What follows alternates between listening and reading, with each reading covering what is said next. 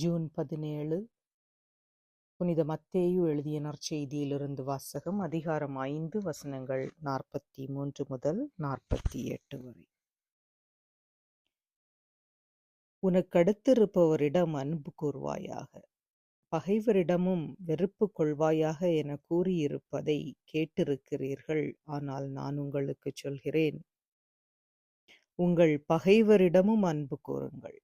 உங்களை துன்புறுத்துவோருக்காக இறைவனிடம் வேண்டுங்கள். இப்படி செய்வதால் நீங்கள் உங்கள் விண்ணக தந்தையின் மக்களாவீர்கள். ஏனெனில் அவர் நல்லோர் மேலும் தீயோர் மேலும் தம் கதிரவனை உதித்தெழ செய்கிறார். நேர்மையுள்ளோர் மேலும் நேர்மையற்றோர் மேலும் மழை பெய்ய செய்கிறார். உங்களிடத்தில் அன்பு செலுத்துவோரிடமே நீங்கள் அன்பு செலுத்துவீர்களானால் உங்களுக்கு என்ன கைமாறு கிடைக்கும்? வரி தண்டுவோரும் இவ்வாறு செய்வதில்லையா? நீங்கள் உங்கள் சகோதர சகோதரிகளுக்கு மட்டும் வாழ்த்து கூறுவீர்களானால் நீங்கள் மற்றவர்களுக்கும் மேலாக செய்து விடுவதென்ன? பிற இனத்தவரும் இவ்வாறு செய்வதில்லையா? ஆதலால் உங்கள் விண்ணக தந்தை நிறைவுள்ளவராயிருப்பது போல நீங்களும் நிறைவுள்ளவராயிருங்கள். இது கிறிஸ்து வழங்கும் நற்செய்தி. கிறிஸ்துவே உமக்கு புகழ். சிந்தனை. எதற்காக இயேசு இந்த அழைப்பு விடுக்கின்றார்? எதற்காக இத்தகைய அன்பை நாம் கொண்டிருக்க வேண்டும் என்று எதிர்பார்க்கின்றார்?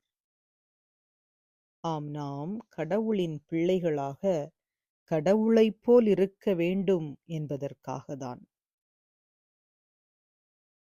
உங்கள் விண்ணக தந்தை நிறைவுள்ளவராய் இருப்பது போல நீங்களும் நிறைவுள்ளவராயிருங்கள். ஆம், நமக்குள் இந்த வார்த்தைகளை நினைவுறும்போது சில கேள்விகள் எழலாம். விண்ணக தந்தையைப் போல நாம் எப்படி நிறைவுள்ளவராக இருக்க முடியும்? அதற்காக வழிதான் என்ன? அதற்கு இயேசு சில இரக்க குணங்களை உதாரணமாக எடுத்து காட்டுகின்றார். நல்லோர் மேலும் தீயோர் மேலும் மழை பொழிய செய்கிறார். அவருடைய இரக்கம் அனைவருக்கும் சமமாக இருக்கின்றது. கடவுளின் இரக்க குணத்தை போல நாமும் இரக்கமுள்ளவர்களாய் இருக்க இன்று அழைக்கப்படுகின்றோம்.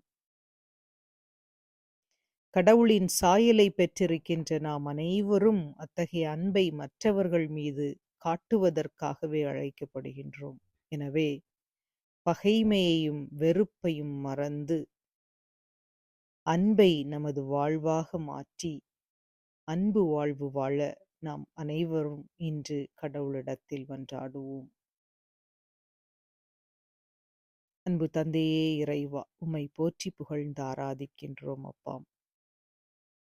யாரெல்லாம் எங்களுக்கு தீமை செய்தார்களோ, யாரெல்லாம் எங்களுக்கு தீமை செய்ததாக நாங்கள் எண்ணுகின்றோமோ, யாரையெல்லாம் எங்களால் மன்னிக்க இயலவில்லையோ, யாரையெல்லாம் எங்களால் அன்பு கோர கடினமாக இருக்கின்றதோ, அவர்களை எல்லாம் இப்போது முன்னிலையில் கொண்டு வந்து அவர்களுக்காக வேண்டுகின்றோம் அப்பா.